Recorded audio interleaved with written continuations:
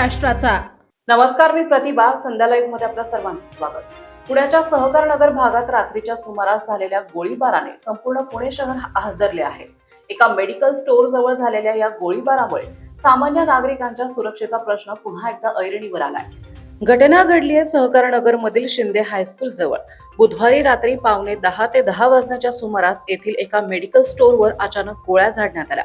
प्रत्यक्षदर्शीच्या माहितीनुसार हल्लेखोरांनी तब्बल 2 ते 3 राऊंड फायर केले। गोळीबाराच्या आवाजाने परिसरात एकच खळबळ उडाली आणि नागरिकांमध्ये भीतीचे वातावरण निर्माण झालं।